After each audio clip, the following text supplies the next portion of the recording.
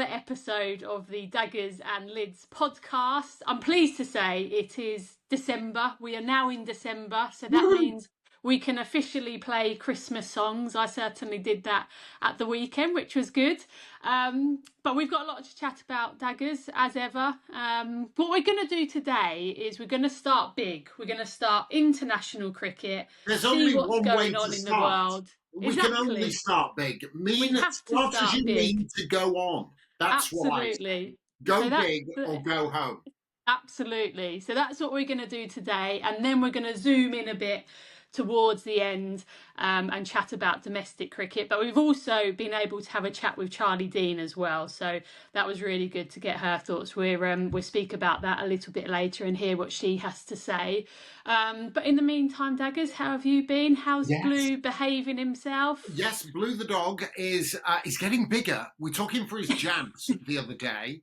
And he now weighs 7.5 kilos. So since we've had him, he's put on 2.5 kilos, but he is not fat. Oh no, he's a fit boy. He's just growing. Muscle. He's just growing. And we're now able to take him for a walk. So I say we, it's been me.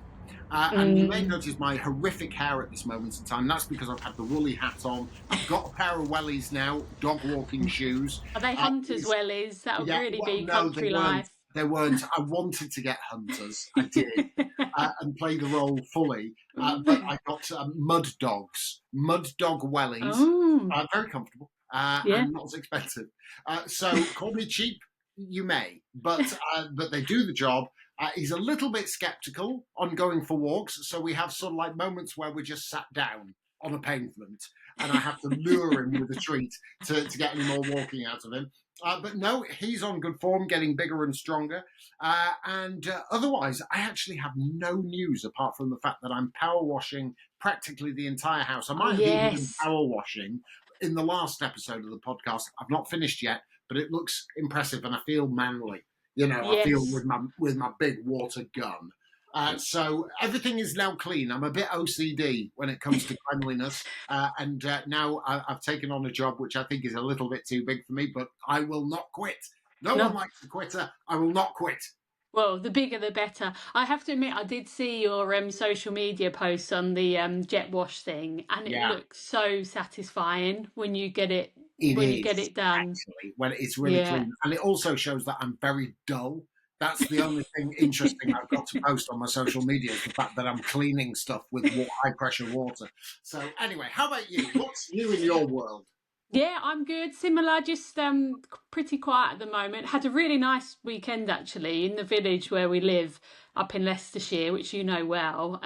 We had our Christmas food and drink trail. So all around the village, there were stalls of just amazing food, all different cuisines. There was mulled wine, mulled salt, cider. The shops were open, so it felt very Christmassy. I have to admit, enjoyed it. We should get. I should be wearing my Christmas jumper. Really, maybe next episode I shall wear that and a Santa hat to cover my horrific hair. But yes, I'm starting to get in the mood. I want to get the lights out. I need to get the lights. Yes, and the tree, because we've got to keep up with the Joneses, don't we? Well, absolutely. There's a couple of Christmas lights on our road as well. So let's see what I've got in the garage. Yeah, dig it out. Right, let's talk some cricket. So we said we'd start international cricket. Yes. So I thought we would start with a topic that would actually affect everyone in the international women's game, and that is the appointment of Jay Shah, who is he started his appointment as ICC Chair yesterday, which was Sunday the 1st of December. He has replaced Greg Barclay, who did his stint.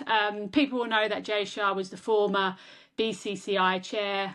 Before that, he was at Gujarat Cricket Association. He oversaw the development of that massive stadium in Ahmedabad. I think it's the largest cricket stadium in the world. But the thing that I wanted to talk about, Daggers, was what he's highlighted as his priorities in his time in this role. So the first one was making sure that they leverage cricket through the 2028 Olympic Games in LA, which I think makes sense. But specifically to the women's game, he's spoken about accelerating the growth of the women's game. But the one thing that he hasn't mentioned yet or touched on was the situation in Afghanistan. Now, I know that's something that we're going to speak about in more detail later, but I suppose one thing for us to discuss is, what do you think that acceleration of the growth of the women's game is going to look like? Because it's an easy thing to say, isn't it? Is it more teams in tournaments, those types of things? Look, Jay Shah, obviously, he is one of those figures within the game of cricket, and you cannot belie what he has done for the BCCI and for Indian cricket. I mean, for many people, he might be it might be a figure that causes a bit of angst. Given things like revenue shares and the fact that he did what he had to do for Indian cricket. Now he's also been the one who was in charge whilst the formation of the WBPL happened. Now for the women's game, that has been just such a huge aspect for the exposure of the game within India, but also globally. And when they do it, they have done it properly, and they have sort of no stone has been left unturned. They have got all of the bells and whistles that the men's. What was my worry when the when the WPL started would that it would be a poor relation to the IPL, and it has been anything but. What they did get and what he got was branding. He got the idea of making that sort of the state of the two competitions very equal, not financially. Granted, that is yet to come, and that's an aspect he's also talked about, pay equality, that he wants to sort of focus on that, which again is a good thing for the women's game. So he says it's a critical juncture in the women's game, and I'm just reading what his quote was. We stand at a critical juncture in terms of the coexistence of multiple formats and accelerating the growth of the women's game. Now, I think that pretty much sort of maintains the same line of the women's game by with T20 and one day international cricket, probably T20 more so.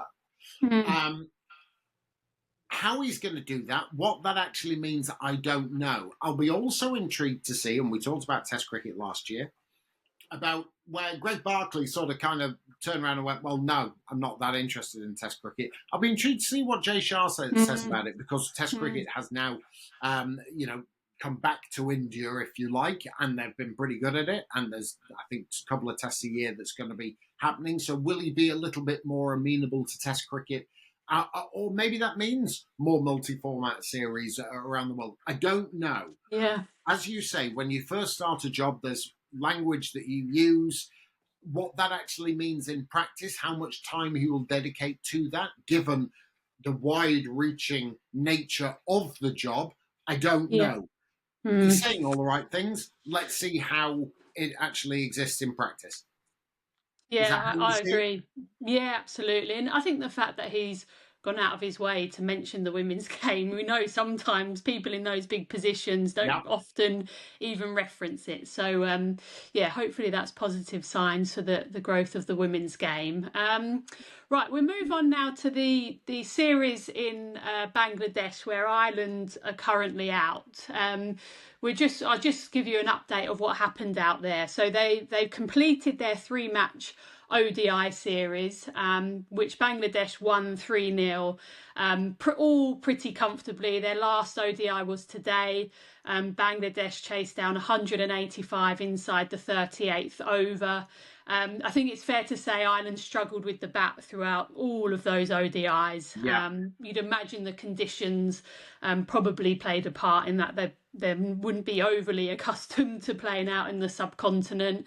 The T20 start on Thursday, the 5th of December. But one thing for us to maybe touch on, and this is good old Hypercourse, who we both follow on the socials. They've Hypercourse said on the social media that Bangladesh now have 19 points in the Women's ICC Championship, which is obviously the qualifying process for the next World Cup, which is in India in 2025.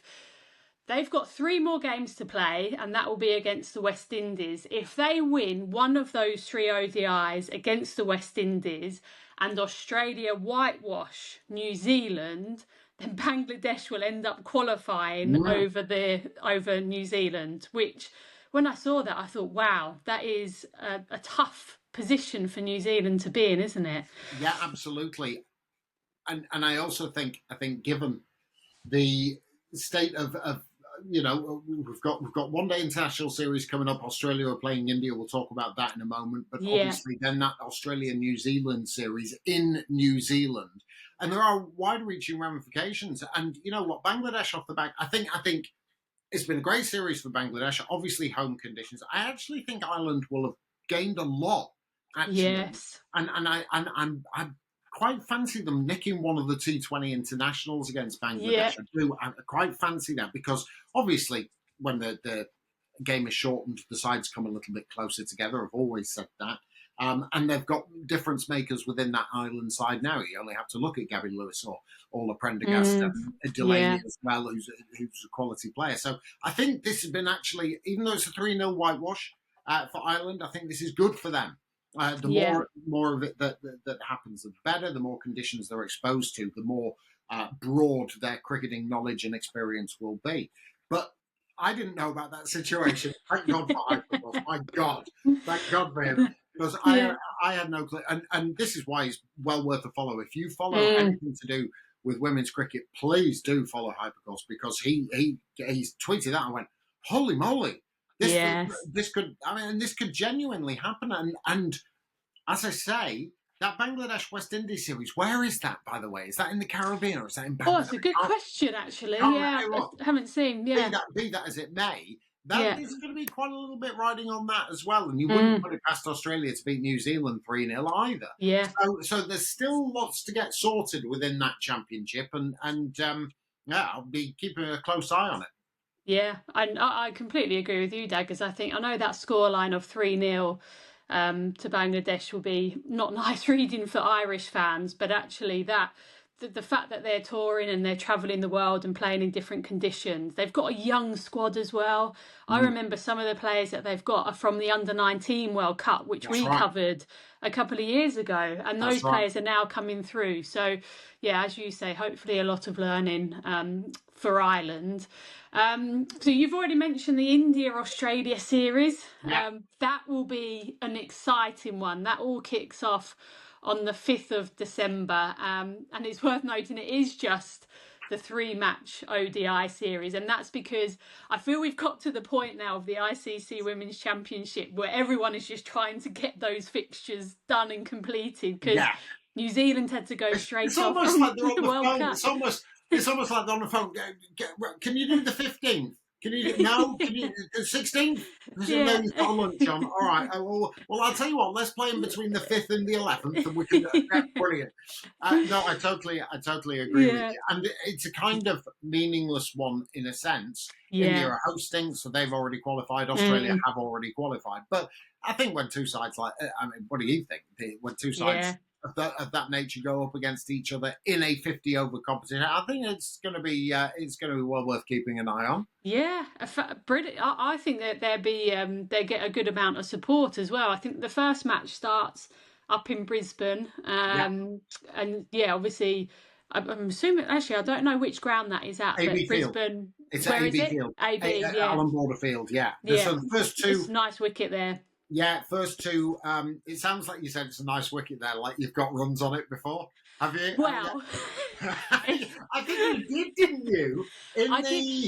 It was where this is going back to when I made my debut. We had a warm-up game there for the test match, and the warm-up game was at the AB Oval.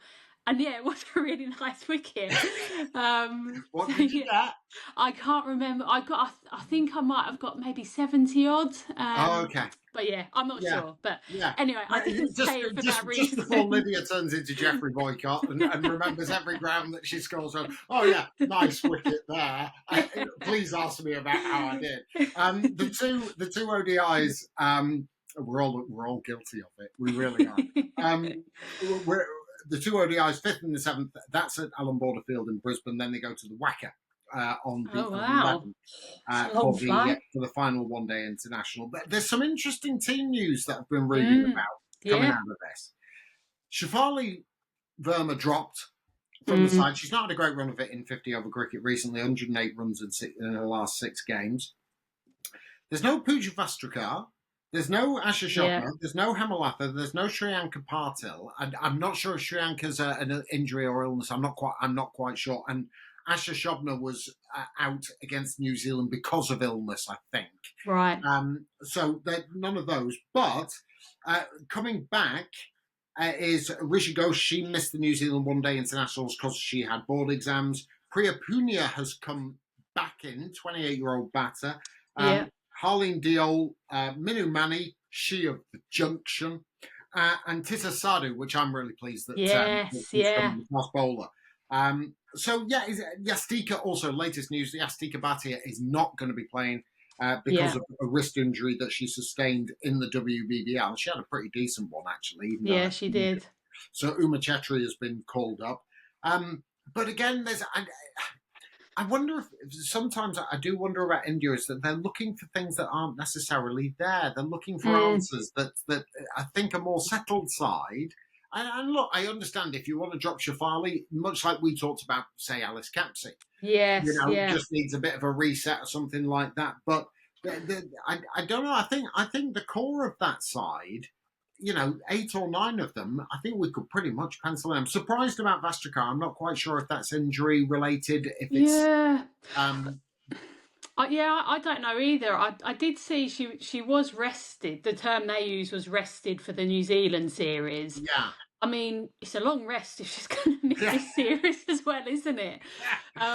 So whether there's something else in between the lines, we don't know. But yeah, I agree with what you say about Shafali Verma. I actually thought of Alice Capsey straight away. Yeah. And I thought, actually, this isn't going to be a bad thing for you. I think she has had such a sharp trajectory into international cricket. She's had a lot of success and she is sort of tapered off. So I think this is a good time for her to reflect. They've just done it the other way. They've dropped her for the ODI stuff.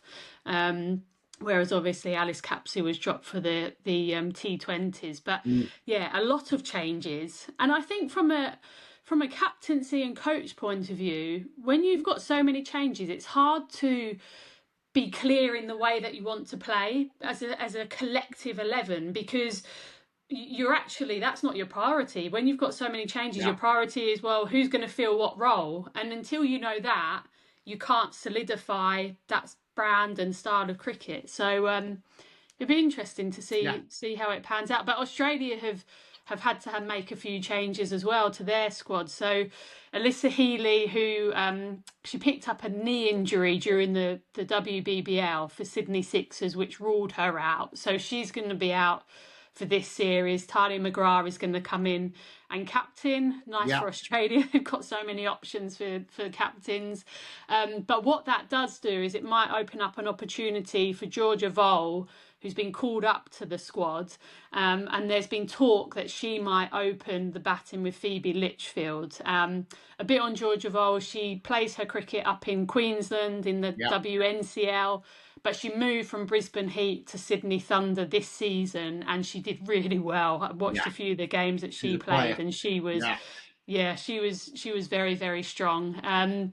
There's also still no Taylor Vlemick, because she's just had surgery on her shoulder, which she injured during the T20 World Cup. I don't know about you, Daggers, but she must be one of the most unluckiest. Right. I reckon she's on par with someone like Reece Topley when it comes to injuries. I totally agree.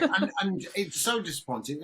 The most, obviously, for the player, for Taylor Vlemick. And we don't get to watch a bowl. And we don't get to see her part of that Australian attack.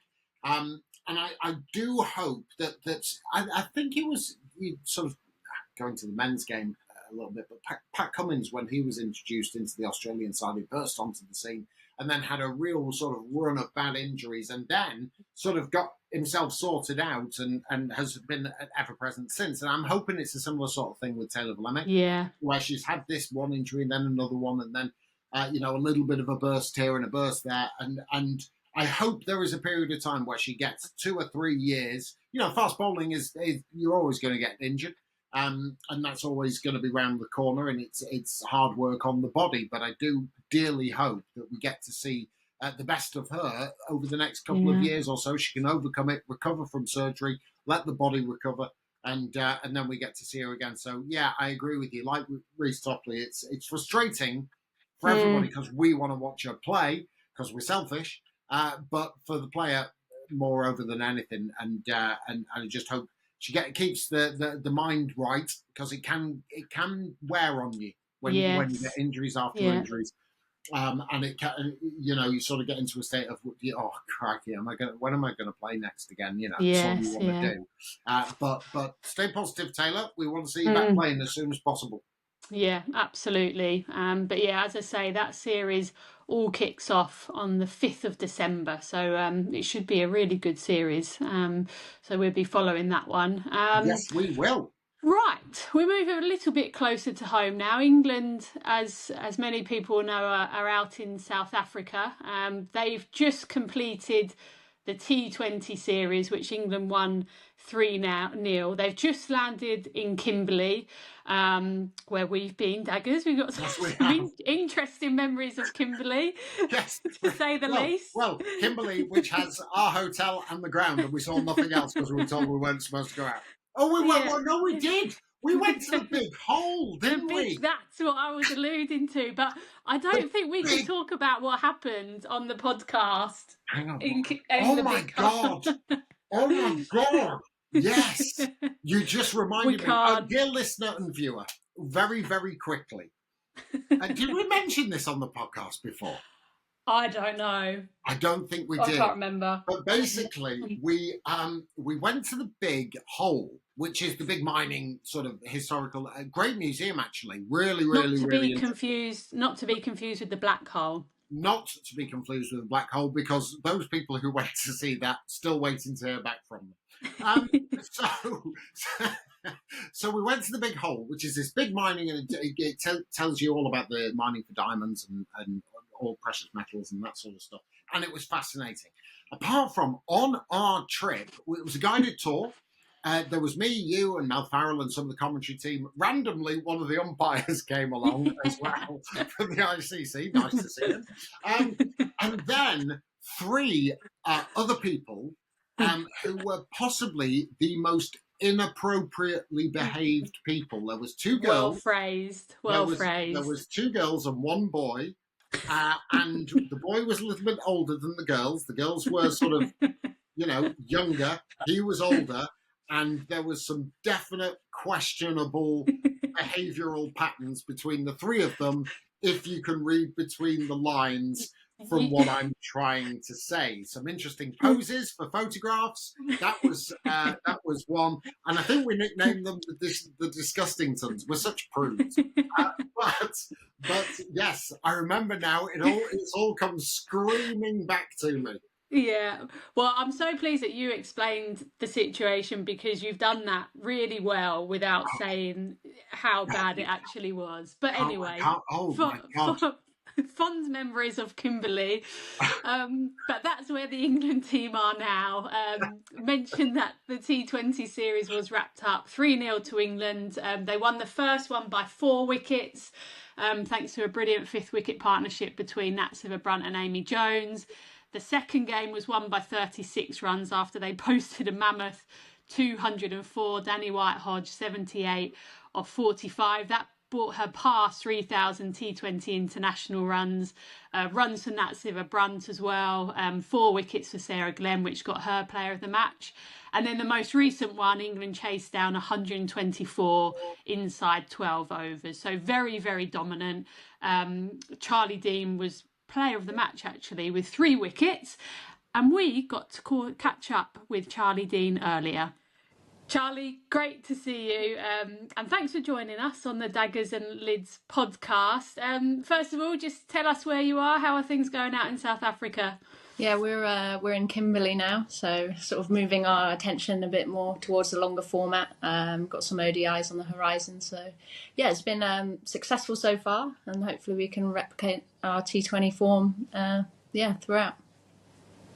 Yeah, just touching on that T20 form, obviously you've won the T20 series 3-0, and has to be said pretty comfortably. I'd imagine from a confidence view, especially after the T20 World Cup? Things must be feeling a lot more positive in that format of the game.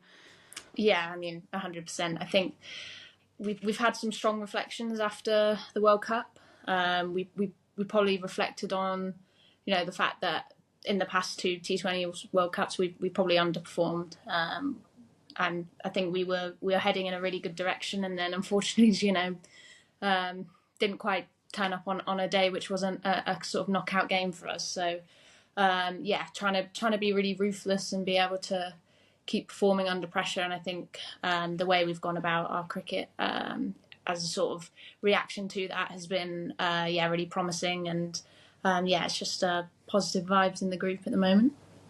Yeah, it's a difficult one, that, Charlie, isn't it? Because, in the build-up to the tournament and over the last couple of years or so, in sort of bilateral series, you've been dominant in T20 format, and that's not just here, that's actually going overseas as well.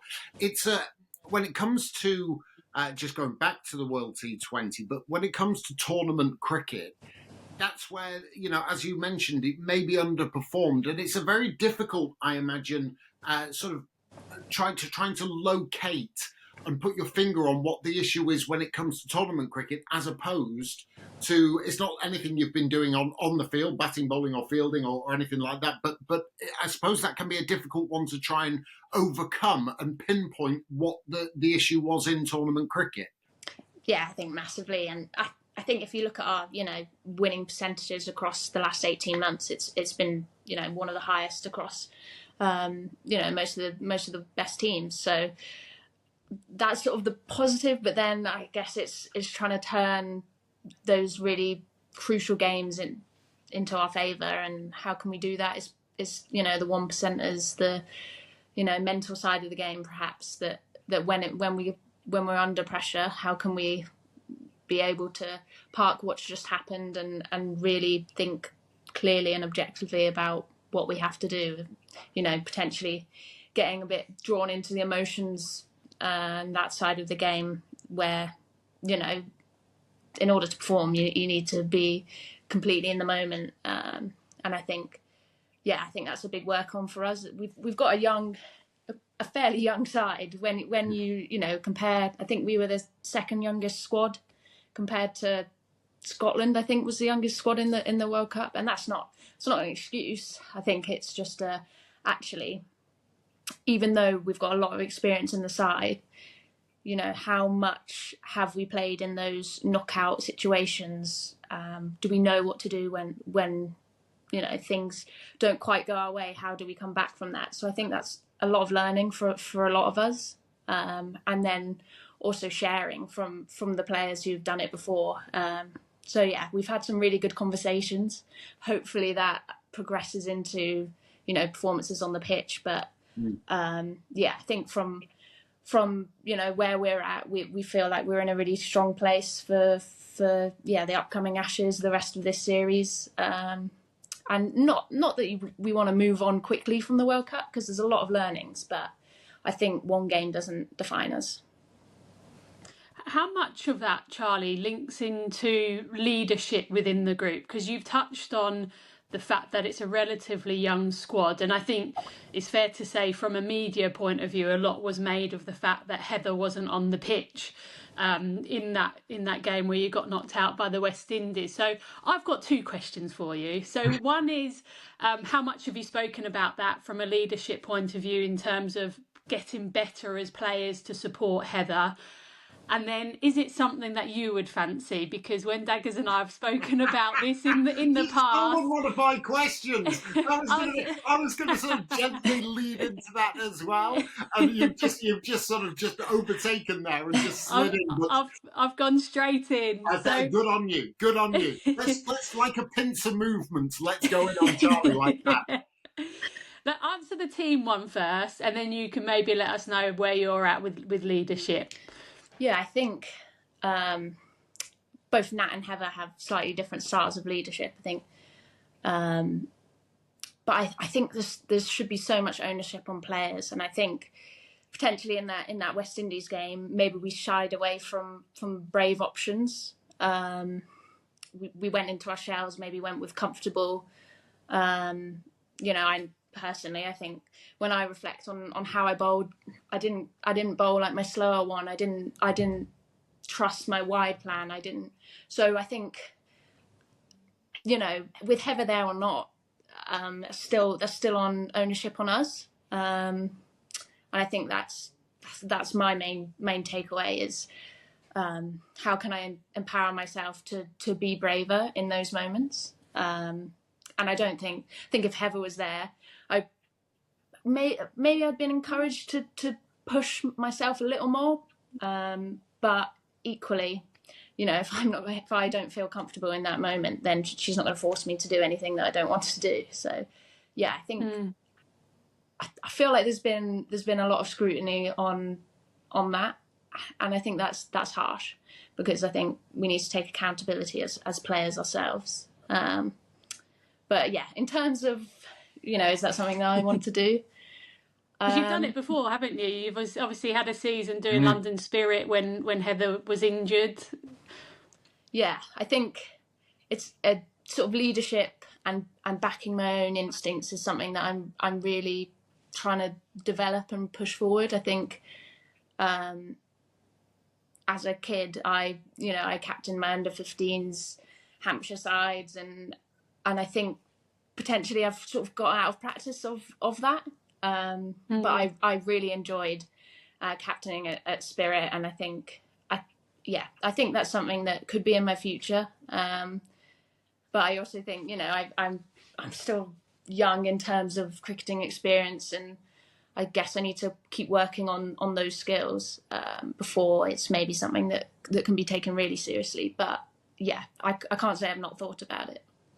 Yeah, I was going to ask, and this is our job, to try and make you feel as uncomfortable as you possibly can, and as awkward as you possibly can with these questions. So we'll continue on this line, and let's see how we go. My question is it difficult to block out the noise? Look, it's been mentioned on this podcast, and we're not the only ones to have mentioned about the potential for you in a leadership role down the line. Now, is it difficult to actually block that out? Or is it nice to hear? Or how do you respond to those sort of conversations being had when you are the subject of it? Yeah, I think it's nice to hear. I think even being in those kind of conversations, it's I guess you spotted something slightly in me that has a bit of potential in that area. But I think it's hard when I just want to be the best bowler, the best, potentially all-rounder that I can be for the team right now. And then if those things come in the future, then, that's something that I guess I'll have to embrace. But, I think I tried not listening to a lot of stuff. I think when we first, lost that World Cup game, I was sort of scrolling and reading comments, and I was like, no, it's just not worth it, because the opinions that really matter are the ones inside the camp. Not that I don't appreciate your opinions, of course. But yeah. Well, if you ever do go down that line, don't be a captain like your dad. He was a miserable captain, Lyd. Let me tell you. He used to set things like in a 2-day game, he used to set like 300 off 40 overs or something like that, and it would just squander. He was a miserable captain. So be more aggressive than him. Say hi to him for us when you do. Sorry, Lyd, continue.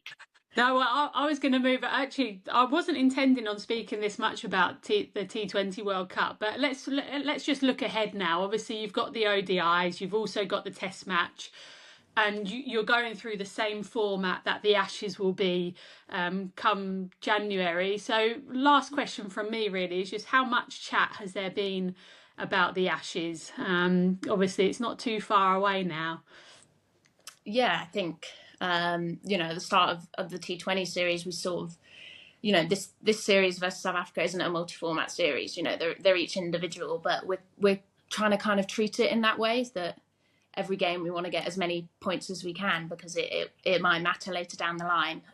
So trying to be really ruthless in games that could go either way, because should we need an extra 2 points here and there, it's really important. I think we sort of framing it as every game we're starting from a 0-0 kind of basis, so that it feels like, you know, even if we're 2-0 up in a series, that extra game, you know, really does mean a lot.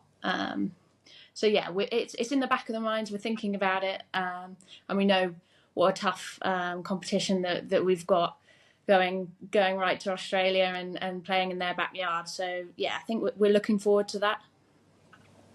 I had actually about 15 more questions for you. Lydia might have some, but I won't ask all of them. Just a couple of quick hitters, really. Regarding your bowling and your role within the side, not necessarily in ODI cricket, but in T20 cricket, because we've seen you play numerous different roles, whether it be taking the new ball or bowling more in the power play or actually just holding yourself back. How much do you know ahead of time what that role might be, or is it just being ready to go with whatever is required of you, or is there an area that you prefer to actually perform with the bowling? Well, we have little discussions before the game. I think I know now that I'm probably going to be used 1 over, maybe 2 in power play. But I think it depends how the new ball reacts quite a lot of the time, because if it's swinging, then you want to get as most overs as you can out of the quicker bowlers, trying to keep that ball up and moving. So it really changes game to game basis, you know, what ground we're at, things like that. If there's a longer side, or is the wind blowing in the right direction, you know, there's so many things to take into account. But I think I'm just sort of in a place now where I feel like I'm ready no matter where I get thrown the ball. I think if I wasn't to bowl in the power play, maybe I feel a bit out of the game. You know, I quite like to get in early and just calm into it. Have a little stamp on the game early, so then you can you know, ease a few nerves. But yeah, I'm really loving bowling in sort of all phases of the game, and I think it's hard to then judge yourself. You know, probably my first 2 overs in the power play, I'm like brilliant, and then I'm like, how did I mess that up in the middle overs? I've got 4 out. It should be easier, you know. So yeah, it is good fun. It's a good challenge to be able to control how you bowl in different phases. And this is the genuine last one from me. I know, and we're grateful, hugely grateful of your time, but it has been, and it will be, one of the busiest winters for the England women's side, having gone to the UAE for the Women's T20 World Cup. You're over in South Africa for a multi-format series, and then you're off to the Ashes as well. So tell us about chill out time. Tell us about Christmas time. What is the plans in the Dean household? What is Santa bringing you? Well, that would be spoiling it. I don't know what Santa's bringing. But I think we've got 2 weeks maybe at home before we jet off to Australia. So I think I'll try and make the most of that. I think my mum booked a spa. It's my birthday as well on the 22nd, so it's all happening in that 2 weeks. So did you ever get Christmas and birthday presents together then? Did mum and dad just sort of here's your Christmas, here's your birthday, or did you get both as one? I think my parents were hyper aware of the fact that whenever I got a birthday present in Christmas wrapping paper, I'd be so upset. So they always tried to make them separately, but it's a tricky time to have a birthday, isn't it? It is a very true. My brother's birthday is on Christmas Day, actually. Oh, wow. I often go for I spent a bit more, so here's your Christmas and birthday present as well. Yeah, but so I guess you should just be grateful for getting anything, but that little spoiled child in me was like, I can't. Oh, nice. And so you'll be at home for Christmas, Charlie? Yeah, nothing too special, just spending time with family and reconnecting, and then I guess trying to decompress a little before it kicks off again. Nice. Well, thank you so much again, Charlie, for your time. I know it's been busy and you've just landed in Kimberley. But good luck for the rest of the series, and also good luck for the Ashes if we don't speak to you before then. Thank you so much. Thanks, guys. Thanks, Charlie. Yes. Well, really good to hear from Charlie Dean. Daggers, what did you make of that interview? I made of it that there's a future England captain talking. And I know she was sort of like playing it, not necessarily playing it down. I thought she explained herself really, really well. But just you listen to the answers she gave, the thoughtfulness, the the explanations, the mindsets, and the processes that she goes through, as a bowler and as a member of the team. And I cannot help but think that is captaincy material. I can't help that. And I know we're sort of putting the cart before the horse a little bit because there is not a captaincy availability to be had at the moment. But I think you've got to plan down the line if you're England. And I thought that, the way she talks about the game and thinks about the game and the processes and the fact that how she was learning from that World T20 about sort of saying, well, maybe we're a bit conservative. Maybe I was a bit conservative. Maybe, and those little aspects, all part of the armory for if you do take the reins one day or if you're put into that position. So that's what I gleaned from it. And I think, interesting to hear how they perceived their World T20 campaign. There's been some interesting things that have been said since the past of that. I'll come back to that in a minute. But what was your overriding thought about what she said? Exactly the same. I was so impressed with the genuine thought that she was giving our questions, because sometimes when we interview people, and this is across the board, men and women's cricket, you do chat to people and you ask them a question and they roll off what they're trained to say, and they don't necessarily engage that much. But I think what I liked about Charlie Dean was also her willingness, as you've alluded to show a bit of vulnerability, to say, actually, I'm not at the peak of my game. I still need to improve on things. And she's got such a good cricket brain. You can tell that. Yeah. She says cricketing wise, she's still got a lot to learn and she hasn't got as much experience as she would like. But out of everyone in that England squad, her cricketing brain, I think, is up there with Heather's. The way that she looks at the game. And as you say, it's interesting to see how she reflected on the World Cup. But what was the other thing that you were going to say? Well, it was interesting. I think, there was an interview and the way that England go about it. And I do think there is something in what I asked about the fact that in bilateral series, they're demolishing teams. Now, this is a South Africa without Marizanne Kapp. She wasn't available for this T20 series. And they did have other players. Laura Wolfhard not available for the last one. She was ill.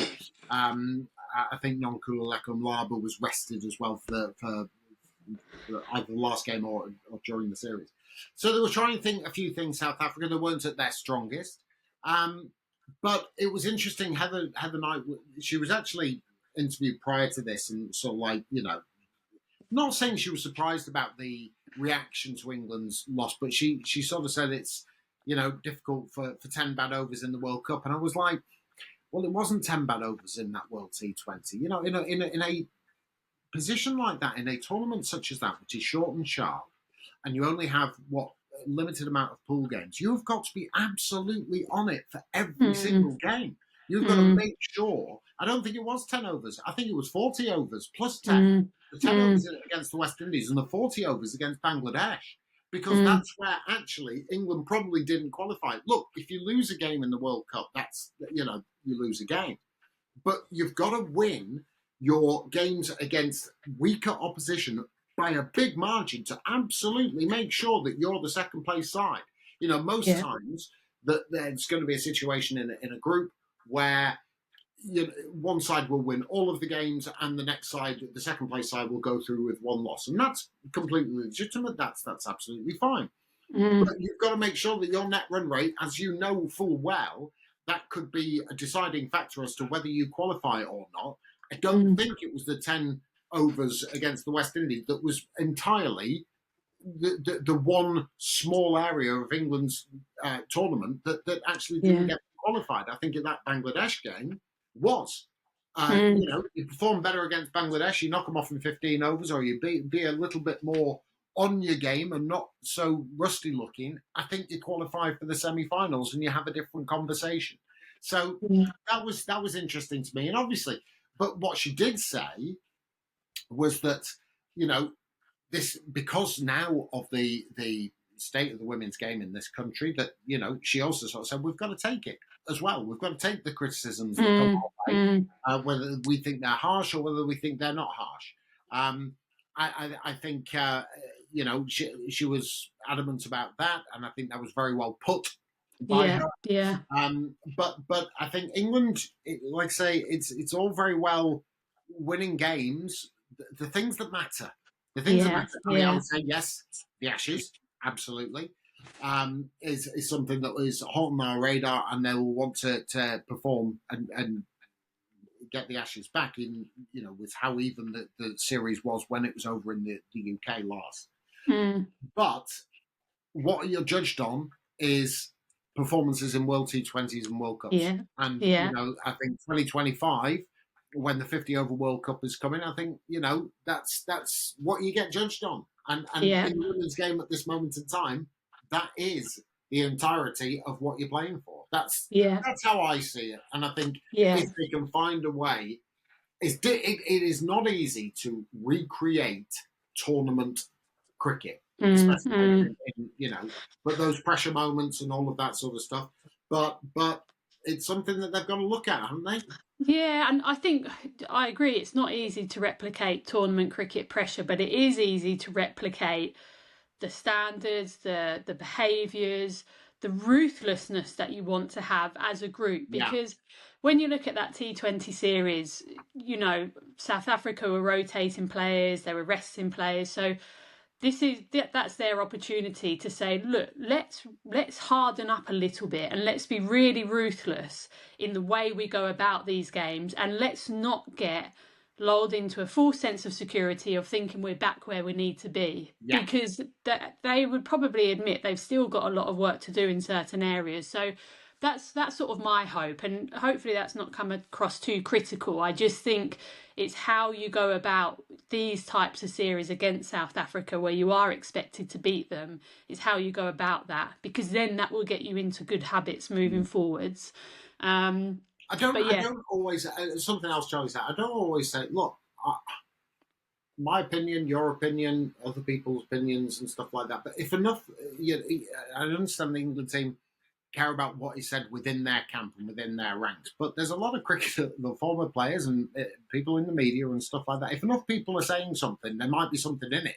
So it might actually be worthwhile listening to one or two things that gets said and maybe highlighting, because maybe it's something that you've not thought of, or maybe it's a different direction that you might want to go. So I wouldn't close myself off to everything that's said in the media. I don't think they do it in the men's game. You know, they don't, you know, I think this is something that the women's game, you know, is getting more of. There's more media exposure. There's more things being said, and that is exactly what we want and where we wanted the game to get to, and it needs to happen even more so. But I wouldn't close myself off from it and just shut off all outside noise and just sort of park yourself into a bubble where, well, as long as as long as everyone thinks I'm doing okay, I'm doing okay. No, you know, this is your job. This is what you've got to be. So, I think sometimes there can be good that comes out of what, I'm not talking about me or you. It might be me or you. Or it might be Mel Jones, or it might be Simon Dool, or it might be Mark Budge, or whoever it may be. I'm just saying, I wouldn't close myself off to all of it, because there might be something you've not thought of, or maybe something that does need to be heard. No, I completely agree. So the ODI series kicks off in Kimberley on December the 4th. Just some squad news, just to let you know, because we're going to move on to domestic cricket now. But Rhiannon McDonald-Gay and Seren Smale got called up to the squad. So Seren Smale to replace the injured Bess Heath, and Rhiannon McDonald-Gay to come in for Freya Kemp, who has flown home. Lauren Filer will, as we know, remain in the squads, but let's just keep an eye on her speeds, because she bowled a couple of overs in that last game, which were regularly at the 75-mile-an-hour mark. So that'll be good to see how she goes. They were. And lastly, on that series, South Africa have named their new coach. So they've been without a full-time coach since May this year. So that coach is Mandla Mashimbai. Hopefully I've got that pronunciation right. But he's a former fast bowler who has coached the Titans franchise. He's also been the bowling and assistant coach for South Africa men and the Pile Royals in the SA20. So it'd be interesting to see how he goes. Indeed. Right, 2 tournaments now to cover off. One that is has just finished is the WBBL. The final was at the weekend. That took place at the MCG because the Melbourne Renegades finished top of the group. So they went straight through to a home final, and that was against Brisbane Heat, who finished second. But because of how it works, they have a challenger, which is third and fourth, play off against each other. The winner of that game goes through to play the eliminator, which is against second place. So that was Brisbane Heat, and that was Sydney Thunder who won that game against the Hobart Hurricanes. Sydney Thunder then lost to the Brisbane Heat, so that's how we got to that final, which was the Renegades against Brisbane Heat. Renegades batted first. I was watching that game. They looked as if they were struggling a little bit. They lost early wickets, but then they managed to post 141. Thanks to 69 from 61 from Hayley Matthews. She pretty much anchored the innings. The rain then came down, so it was a reduced game, which meant that Brisbane Heat needed 98 from 12 overs. They just got up to 90 runs for 6 in those 12 overs. Jess Jonathan, really valiant effort from her, 44 from 28. So they couldn't get over the line. They were searching for their 3rd title, I think, the Brisbane Heat, which would have been the most of any women's Big Bash side, but not to be for them.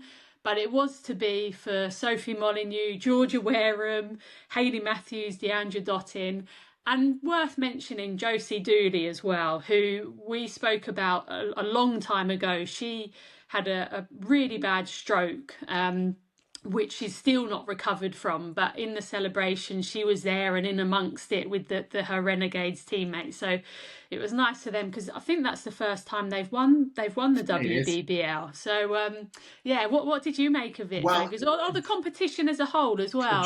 Just on that, I think I saw a video of the coach took off his winner's medal and gave it to Josie Dooley. And it was one of those sort of "I'm not crying, you're crying" type of videos to watch. So that was a lovely moment. Nice to see Grace Scrivens as well, getting on the getting on the winners' medals. The competition as a whole, it's a good comp. It really is. It's a fabulous comp. Love the surfaces they played on, albeit the MCG one was but they'd had a bit of dodgy weather around it in Melbourne. Yeah. I love Melbourne. God knows why they host a final there. Just sticking in Perth, for God's sake. You know what the weather's going to be there anyway.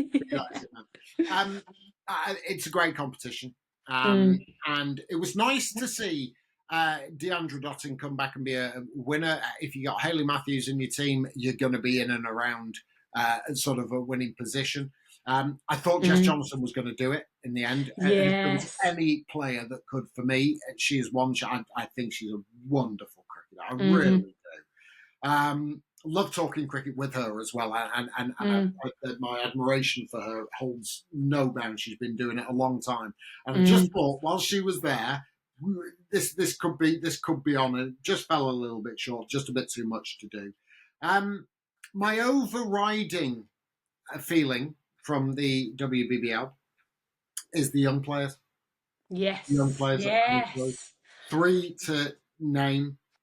Kiva Bray, and I think I pronounced her name right, but I think it's Kiva Bray, 15 years old. Played in all 10 games for the Sydney Sixers. Took 10 wickets as well with her right arm, sort of medium fast. She's 15 years old. She will put pace on. She was bowling around about the 110 kilometres an hour mark, which, as we know, when you convert it, is 40 cubic centilitres. So I don't know. So that was one. Kiva Bray. Lucy Hamilton, left armer from the Brisbane Heat, who took 5 for 8 against the Stars, 10 wickets again for her. And she needs to put on a little bit of pace. But what she is tall and lean, and she gets a little bit extra bounce, left arm angle. I like to watch. She can swing it a little bit. But again, these are young players. They've got time to develop their game. So just keep an eye on that. Chloe Ainsworth was my fave. Absolute fave. I really like Chloe Ainsworth because she's a hit-the-pitch bowler. She played last year in the WBBL. She's just won the Young Gun award. I love the Aussies. She's the Young Gun award for the WBBL. Again, she bowls at about 110, but she hits the pitch hard, swings it into the right-handers, likes it in the top of off sort of area. And I'm looking forward to seeing all of that. I think all of them might be involved in the Australian under-19 squad for the T20 World Cup that's happening in January. So I'm looking forward to seeing them. I just love seeing new talent unearthed. Yeah. But the competition as a whole is pretty good. It's a pretty good comp. I like the way they've done it. They've been doing it. Look, it's BBL 10. There's a reason why it's been doing well. Would I like to see it sort of overlap with some double headers with the men? Yeah, I would. I'd like to see better crowds, and I think that's one way of doing it. It then turns into a lot. I like some of the grounds that they use, like the Drummoyne Oval, Junction Oval, places like that. I think that's absolutely right. And North Sydney Oval and stuff like that. But overall, it's a blooming good comp. That's my override. We got to see some really good cricket. Yeah, I completely agree. And obviously, congratulations to the Melbourne Renegades. Now, worst to first for them. Bottom of the table last year, win it this year. Well done, them. It's like the Melbourne Renegades men's teams. They've struggled over the years. But Daggers, you mentioned double headers. It's a nice segue into the domestic news that we had back here in England, which has been the announcement of the domestic fixtures. So for the Metrobank One Day Cup for the counties, and also the Vitality Blast for the men's and the women's counties. So some dates for your diaries. The Metrobank One Day Cup for the Tier 2 counties starts on the 19th. The Tier 1 counties starts on the 23rd. Tier 2 finals day is at New Road, Worcestershire on Sunday the 14th of September. And then a week later, on Sunday the 21st of September, Tier 1 finals days is down at Hampshire in the Utilita Bowl. And then for the Blast, that all kicks off, and this is where the double headers come into it, on Thursday the 29th of May.